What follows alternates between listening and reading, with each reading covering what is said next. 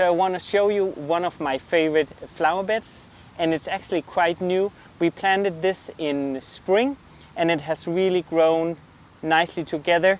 Notice we plant very close the different plants, so it really has that cottage garden look with a bunch of different colors. So you really get a lot to look at, but also these plants are really great for the insects as well. It's humming with all the bees and different insects. And one of them that we have right here is the Raketblomst Lemon Popsicle. Really a nice, looks like lemons and has this like from a different planet look, like the foliage is really spiky. So that's also something we looked into when we planted these ones, that the foliage is different, like compared to the Lupine over here. Really different foliage as well, but of course also the flowers that you could go ahead and have. Here we have like almost like a two-tone pink, but you could also add a white one if you rather have that. You can really add a lot of different colors in a mix like this. And this flower bed is around 10 square meters, and we have added a lot of different plants together. And also here in the back, another great combination here is the soul hat here, Sombrero. Really a nice contrast to the, like it gives a warm color compared to the Lupine and also the Raketblomst over there, the yellow.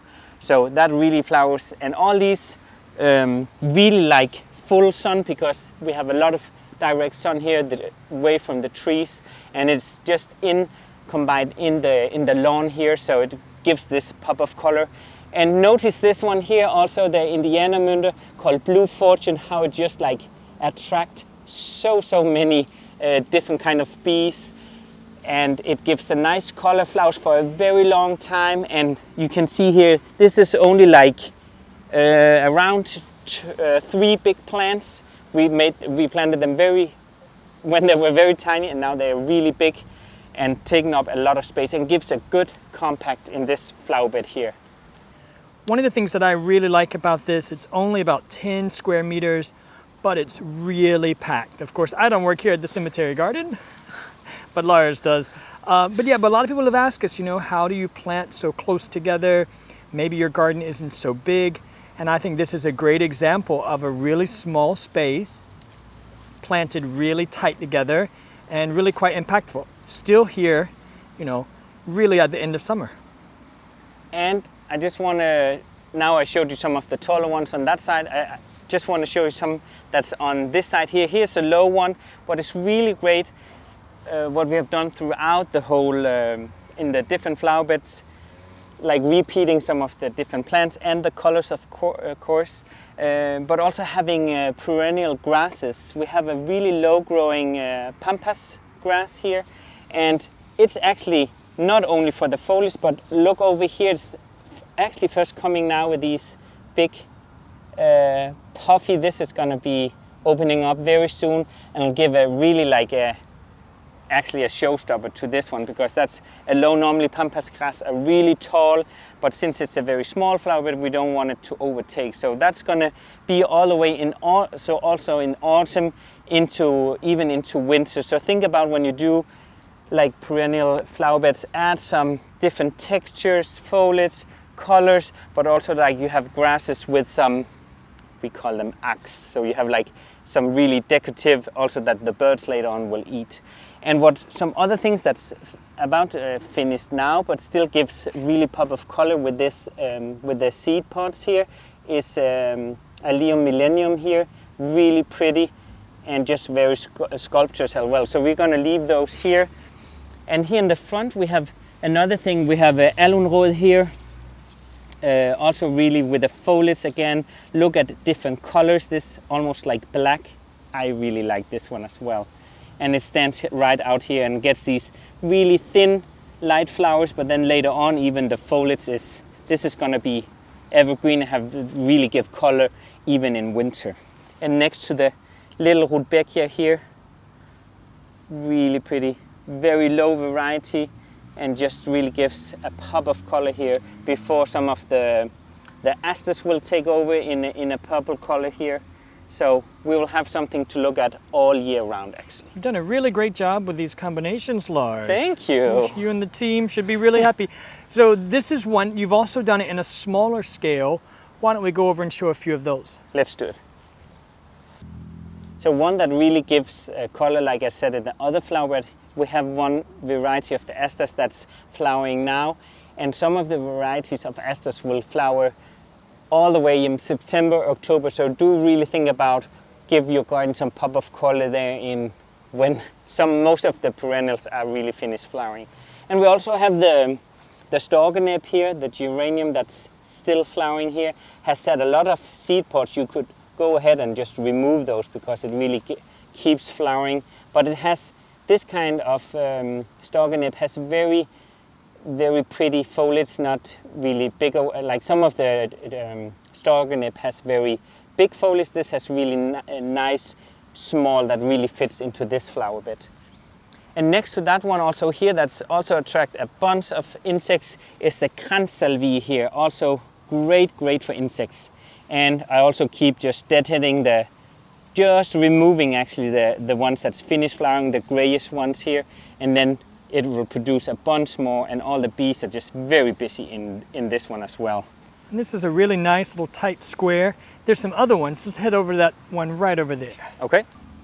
Here's one where you can really see, yeah, the Kniphofia, the lupins, that blue fortune, everything's really coming in. And this is another tiny square. How big is this one? This one is 4 actually, but we notice we still have the same kind of flowers here in the smaller space, and they keep flowering. We also here deadhead a lot, so we really have a lot of flowering throughout the whole season. So it's really doing well, this one as well, and gives, you can see the same colors going again. And we have around 1, 2, 3, 4, 5, like 3 smaller ones like this of 4, and then 2 of the a little bit bigger ones at 10. Exactly, and you can see how closely together things have been planted. And again, it's new, so not everything is quite in just yet.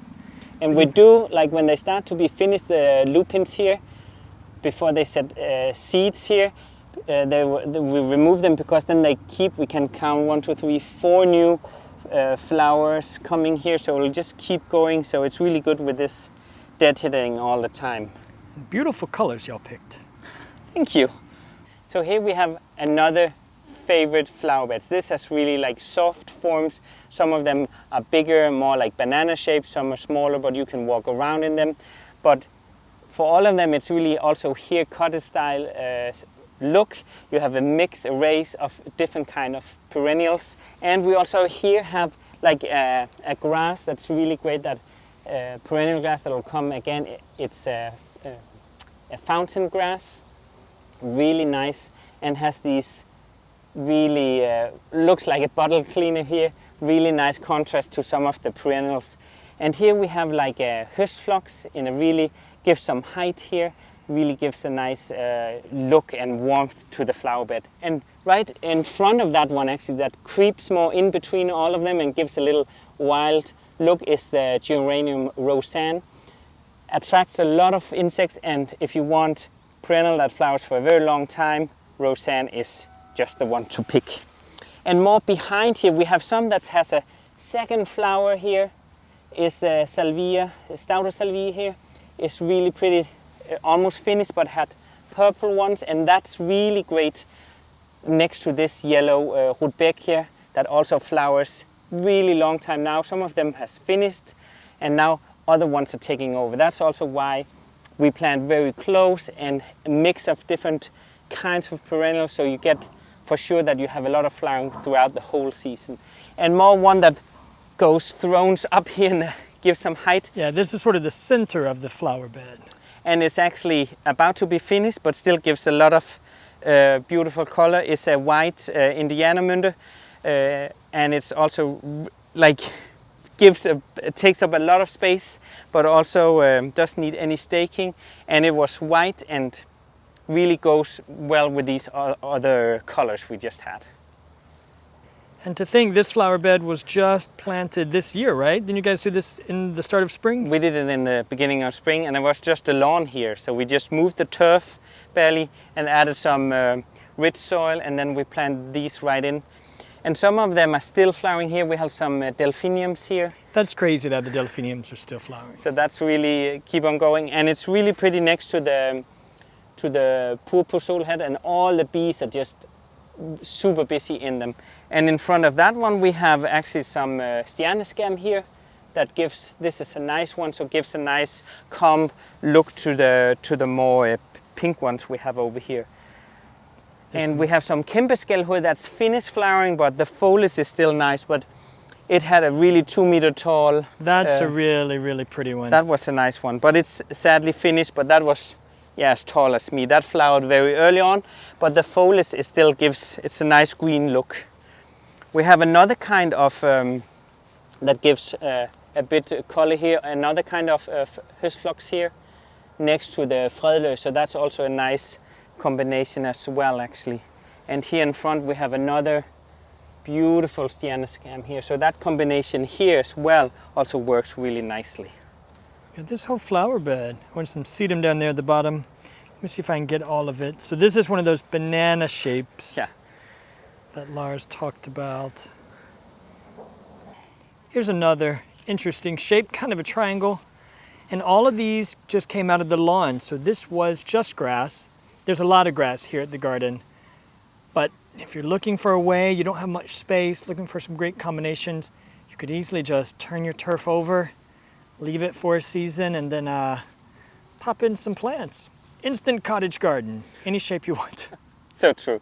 Here we have one that really, because it goes right to the, if you have no stone or any division to your lawn, so we keep going to, like here, to kind of move a little back. I don't mind that it grows a little bit out, but here we have plaited twitan with pink flowers, and all the bees are just so busy in them. Very low, but quickly spreads. So what we do, kind of every second week, we have a machine. You can also have like a spade, but really make the edges really sharp, because once the grass grow into the flower bed, but the flowers also grow out on the lawn. So if you keep that really sharp look, that will really give a nice look to your flower bed if you have it like this, growing from just grass into the flower bed. So do keep the edges really sharp, then nobody will notice you have a little bit of weeds. Actually have a sharp edge here, and that really pop this flower bed even more. So we need to do that because it has been a little bit, I wasn't going to say anything. No, but it's we're going to do that. So that's well, I know it's super busy around here. It's a massive. How big is this garden? We have 42,000 kvadratmeter. Yeah. So that's a big one. Yeah. I'll be sure to put it in the description. But yeah, it's really big. So there's a lot to do. So no one's judging that the edging isn't done on every single flower bed. Okay, so I'm just going to show the last great combination that works well here. That is actually, that's just started to flower, is the Sankt Hanswort. Really pretty. And you can get those in whites, in this pinkish color, even dark foliage. And this one really flowers for such a long time and gives a nice contrast. Also here, you get them a little bit taller, and they are really nice. And it works really well also with one that comes really late. So we really do plan about having plants throughout the whole season. This one comes a little bit late and just not even flowers yet. And it has white flowers. It's called Sølvlys, but beautiful dark foliage as well.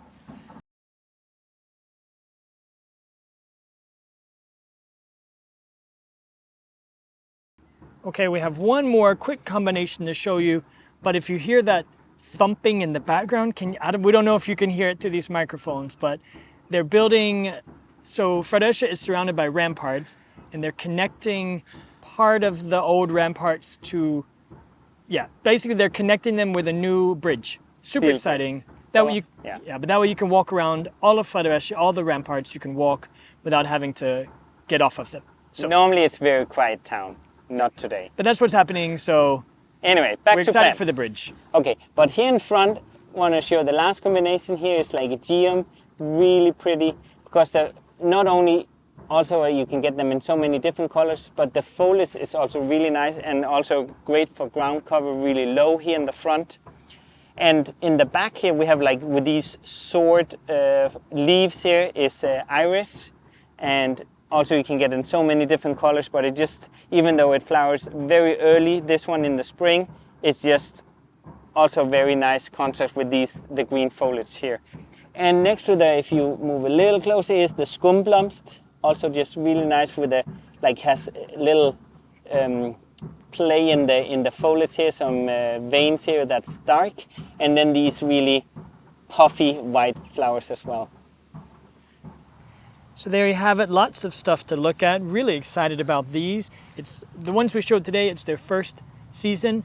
There's some great combinations, so hopefully you can be inspired with even a small space. I know it's a huge garden, but if you think about each flower bed as an individual, surely there's some inspiration that you can take back to your own garden. So thanks so much for watching. We're glad to have you here. Så tack för idag. Moin!